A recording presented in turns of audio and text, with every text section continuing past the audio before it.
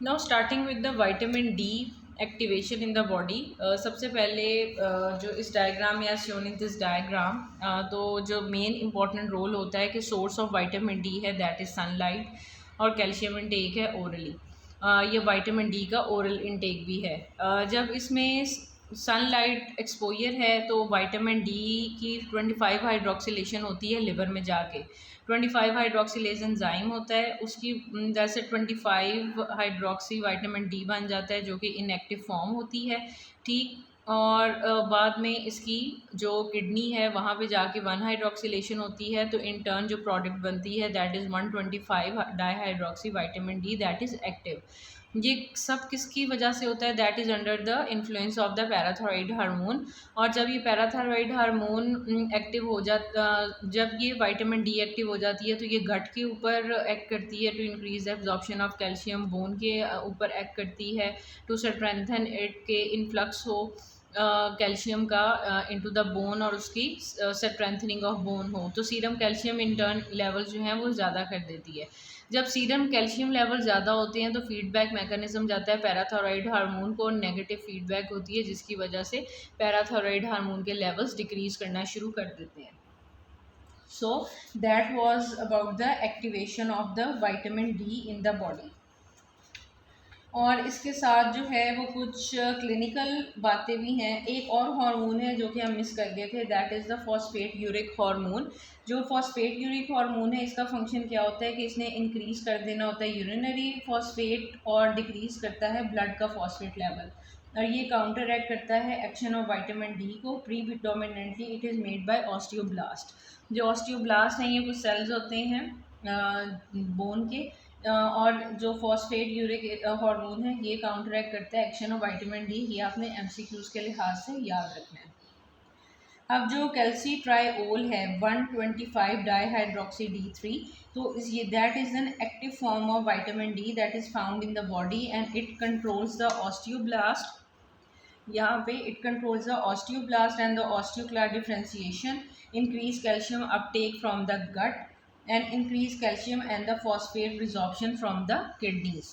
जबकि हमने parathyroid hormone का क्या देखा था? जो पैराथायरॉइड हार्मोन है that decrease the phosphate absorption from the kidney, लेकिन जो विटामिन डी है it increases the phosphate resorption from the kidney. और इसका एंटी ट्यूमर एक्टिविटी है and it inhibits the release of calcitonin. ये आपने याद रखना है। जो कैल्सीट्राइओल है उसका एंटागोनिस्ट क्या है? कैल्सीट्राइओल।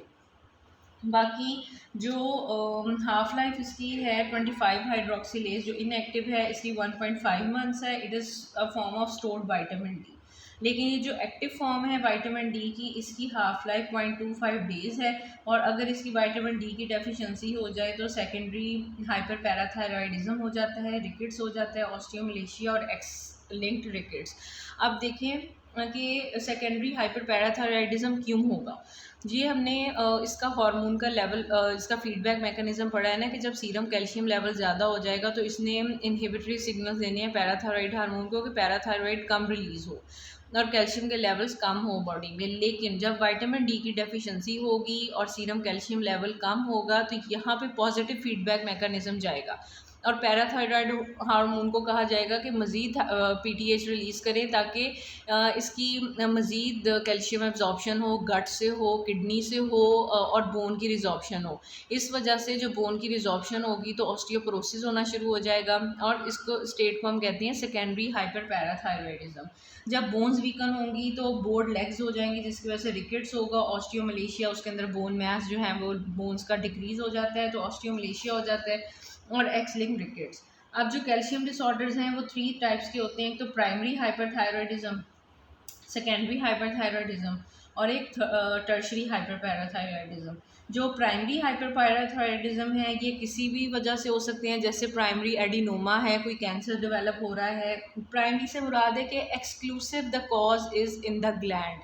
जो सेकेंडरी होता है उसका मतलब है कि जो कॉज उसमें नहीं पड़ा हुआ ग्लैंड के अंदर इटसेल्फ, लेकिन जो बॉडी की स्टेट हो रही है कि कैल्शियम लेवल कम हो रहा है जिसकी वजह से इंटर्न पैराथायरॉयड हार्मोन को ज़्यादा रिलीज़ होना पड़ रहा है, तो उसकी वजह से सेकेंडरी पैराथायरॉयड जो है वो हाइपरट्रॉफी हो जाएंगे।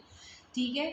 और जो secondary to the secondary hyper parathyroidism, ये क्रॉनिक प्रोसेस है, वो टर्शरी हाइपर पैराथायराइडिज्म डेवलप हो जाएगा। जो प्राइमरी है पैराथायरॉयड एडिनोमा 80% कॉज है, हाइपरप्लेसिया का 15% कॉज है और कार्सिनोमा का 2% कॉज है।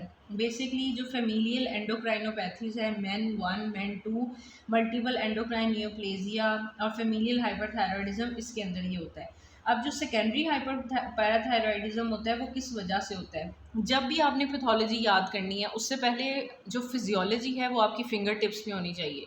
Once you know the physiology, reverse the physiology, it will be the pathology. Like देखें कि आप सेकेंडरी हाइपर पैराथायरॉयडिज्म है, अब आपको पता होना चाहिए, जब आपको ये फीडबैक मैकेनिज्म पता है कि पैराथायराइड ने क्या क्या रोल करना है और इसने कब रिलीज़ होना है, जब कैल्शियम की लेवल कम होंगे। अब आप देखें कि वो तमाम कॉजेज़ को अपने जहन में लेके आएँ कि यहाँ पे कौन कौन सा लेवल है जो विटामिन डी को एक्टिव कर रहा है, जिसकी वजह से कैल्शियम लेवल में ज़्यादा जो ब्लड में ज़्यादा हो रही है।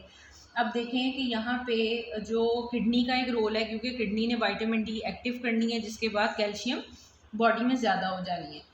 अब अगर किडनी डिजीज़ चल रही है तब भी कैल्शियम लेवल कम होगा, इसने फीडबैक देना है पैराथायराइड हार्मोन को कि जी ज़्यादा रिलीज़ होना शुरू हो जाओ, और उसकी वजह से सेकेंडरी हाइपर पैराथायराइडिज्म हो गया। डिक्रीज विटामिन डी है, चाहे उसकी पेशेंट का एक्सपोजर नहीं हो रहा सनलाइट से, उसकी इनटेक कम है या किसी भी लेवल के ऊपर उसकी हाइड्रोक्सिलेशन नहीं हो रही, तो विटामिन डी इनएक्टिव जा रहा है, जिसकी वजह से कैल्शियम लेवल कम होगा। इंटर्न हार्मोन पीटीएच को सिग्नल्स जाएंगे कि वो मज़ीद रिलीज़ हो। सेकेंडरी हाइपरपैराथायराइडिज्म हो गई।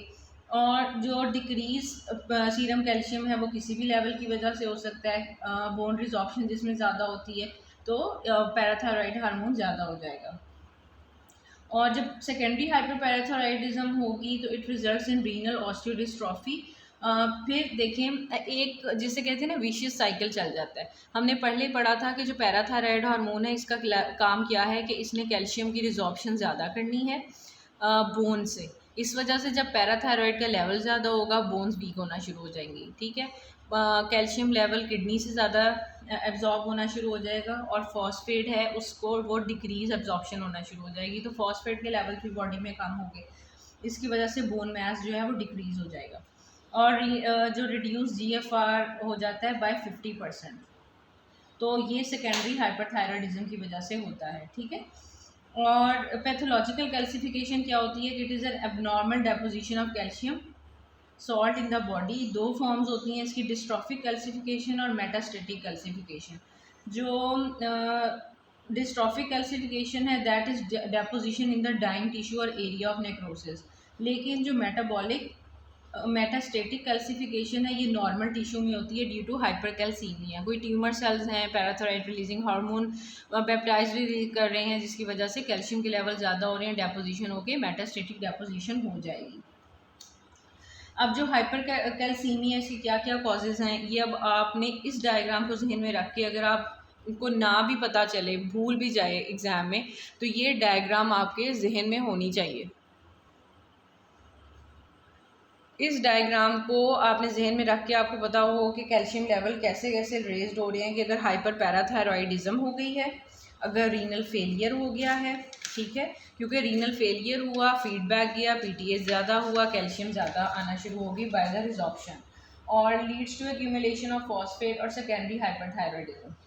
अब विटामिन डी डिसऑर्डर्स कौन कौन से हैं, उसमें सार्कोइडोसिस हो सकती है, क्योंकि जब विटामिन डी नहीं होती तो बॉडी का पोस्चर ही चेंज हो जाता है जब बोन मास डिक्रीज कर जाता है। विलियम्स सिंड्रोम है, idiopathic hypercalcaemia of the infancy है। Destruction of bone tissue, drug induced है, vitamin A intoxication, thyroid, diuretics, इन सब की वजह से भी हो जाता है। और एंडोक्राइनोपैथीज, थायरोटॉक्सिकोसिस, फियोक्रोमोसाइटोमा।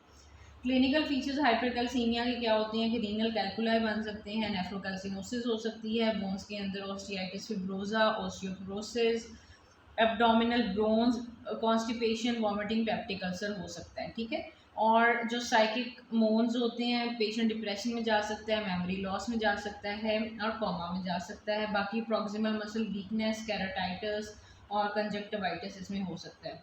हाइपरकैल्सीमिया का ट्रीटमेंट ये है कि आपने पेशेंट को रिहाइड्रेट करना है। पैमिड्रोनेट डाइसोडियम है, ये बिसफॉस्फोनेट ड्रग है जो इनहिबिट करती है ऑस्टियोक्लास्टिक बोन रिजॉर्प्शन। क्योंकि बोन डिजॉर्प्शन को हमने इसमें इनहिबिट कर देना होता है ताकि बोन स्ट्रेंथनिंग होना शुरू हो जाए। और कैल्सीटोनिन हम दे सकते हैं, क्योंकि हम पहले ही पढ़ चुके हैं कि कैल्सीटोनिन का विटामिन डी, कैल्सीटोनिन का पीटीएच से रिवर्स इफेक्ट है कि इसने इनहिबिट कर देना होता है कैल्शियम की एब्जॉर्प्शन को। और जो हाइपोकैल्सीमिया है इसको हम कैसे डिफाइन करते हैं कि जब लो कैल्शियम लेवल्स हों, आयनाइज्ड कैल्शियम लेवल हो लेस देन 1.1 मिलीमोल्स और टोटल कैल्शियम लेवल हो लेस देन 2.1 मिलीमोल्स पर लीटर। और इसकी टियोलॉजी क्या होगी, अब आपको पता होना चाहिए कि हाइपरकैल्सीमिया में हमने ये पढ़ा था कि पैराथायरॉयड के लेवल ज़्यादा हो गए, किडनी डिजीज़ हो गई। अब हाइपो से कब होगी हाइपो, जब पैराथायरॉयड के लेवल कम हो जाए, विटामिन डी की डेफिशिएंसी हो जाए, हाइपोमैग्नीसिया हो जाए, एक्यूट पैंक्रियाटाइटिस हो जाए या सेचुरेटेड ब्लड ट्रांसफ्यूजन। जब हम ब्लड ट्रांसफ्यूजन भी देते हैं तो उसके अंदर हाइपोकैल्सीमिया हो जाता है, ठीक है। उससे भी टेटनी के फीचर्स आते हैं। सबसे इंपॉर्टेंट इसके फीचर्स क्या होते हैं कि जो पेरियोरल टिंगलिंग होगी, पैरास्थीजिया होगा, टेटनी होगी। टेटनी होती है कार्पोफिडल स्पैज, प्रोशियस साइंस और चिविस्टिक साइन। इसमें ये होता है कि आपने पेशेंट को इन्फ्लेट कर देना होता है बीपी कफ, और जब इन्फ्लेट करते रहते हैं तो एक टाइम आता है कि पेशेंट को जो है मसल स्पैज वाले फीचर्स आते हैं। फिर उसमें जो कार्डिक एरिथमियास चल पड़ते हैं हाइपोकैल्सीमिया में, ईसीजी चेंजेस हैं, प्रोलॉन्ग क्यूटी इंटरवल है, प्रोलॉन्ग एसटी इंटरवल है। ये सब हम डिटेल से पढ़ेंगे when we will discuss the pathology of this. Bone and osteoporosis, जो ऑस्टियोपोरोसिस आपको बहुत अच्छे से इस फिजियोलॉजी को रिवर्स कर लें तो वही ऑस्टियोपोरोसिस है कि इसमें बोन मैस डिक्रीज होना शुरू हो जाता है। और जो पेशेंट जो ऑस्टियोपोरोसिस के पेशेंट होते हैं उसका ये एक अलग से हम डिटेल पढ़ेंगे। ऑस्टियोपोरोसिस एक अलग से एक बहुत वास्ट टॉपिक है। जब हम पैथोलॉजी पढ़ेंगे तो we will discuss in detail about the osteoporosis.